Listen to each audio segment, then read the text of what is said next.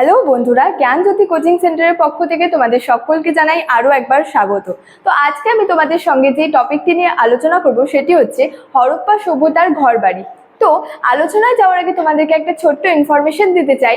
তোমরা যারা আমাদের কোচিং সেন্টারে এখনো যুক্ত হওনি কিংবা যুক্ত হতে চাইছো, তারা উপরে দুটি নাম্বার দেখতে পাচ্ছ, 6295916282 এবং 7076398606। এই দুটি নাম্বারের মধ্যে কিন্তু যে কোনো একটি নাম্বারে যোগাযোগ করে আমাদের সঙ্গে কিন্তু যুক্ত হয়ে যেতে পারো। তো দেরি না করে কিন্তু আজকে টপিক সম্পর্কে আলোচনা শুরু করছি। তো দেখো, হরপ্পা সভ্যতার ঘর বাড়ি।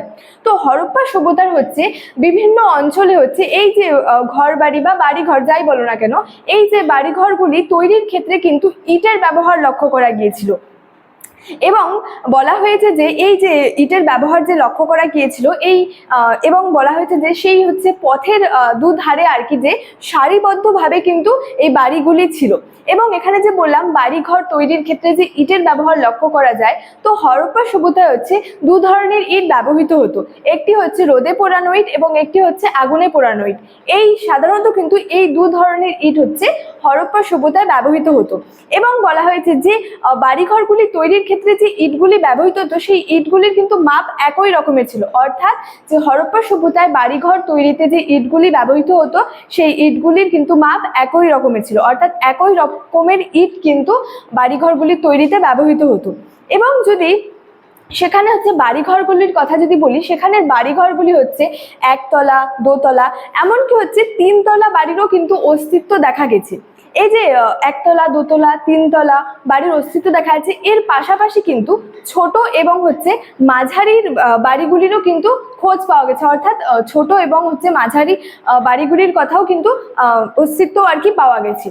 তো এই যে এর থেকেই অনুমান করা যায় যে এই যে বড় বাড়িগুলিতে আর কি শহরের হচ্ছে উঁচু শ্রেণীর মানুষেরা বসবাস করত, এবং যে ছোট ও যে মাঝারি বাড়িগুলি ছিল অর্থাৎ যে মাঝারি ঘরগুলি, এগুলিতে হচ্ছে যে গ্রামের হচ্ছে নিম্ন শ্রেণীর মানুষেরা কিন্তু বসবাস করত।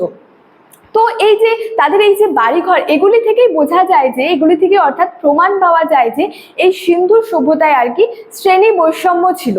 এবং বলা যায় যে একদিক থেকে তবে বলা যায় যে এখানে হচ্ছে যে একদিক থেকে যে বাড়িগুলি আর কি ছিল এগুলি কিন্তু একই আর কি বলা যায় যে প্রায় হচ্ছে একই ধরনের ছিল বাড়িঘরগুলি।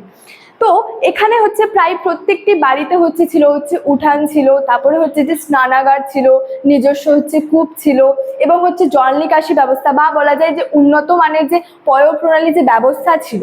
তো এগুলি থেকেই হচ্ছে ঐতিহাসিক ডিডি কোশাম্বী হচ্ছে বলেছেন বা তিনি মনে করেন যে এই যে সেখানে যে উন্নত মানের যে পয়ঃপ্রণালী ব্যবস্থা ছিল, তো এই উন্নত মানের পয়ঃপ্রণালী ব্যবস্থার কারণেই বলা যায় যে সিন্ধু সভ্যতাকে হচ্ছে মেসোপটেমিয়া থেকে হচ্ছে পৃথক বলা চলে। অর্থাৎ ডিডি কোশাম্বী মনে করেন যে সেখানে যে এই যে উন্নত মানের যে পয়ঃপ্রণালী ব্যবস্থা ছিল, তো এই পয়ঃপ্রণালী ব্যবস্থাই কিন্তু সিন্ধু সভ্যতাকে হচ্ছে মেসোপটেমিয়া সভ্যতা থেকে হচ্ছে পৃথক বা হচ্ছে আলাদা বলা চলে। তো স্টুডেন্ট, এই ছিল আজকে আমার হরপ্পা সভ্যতার বাড়িঘর সম্পর্কে আলোচনার বিষয়।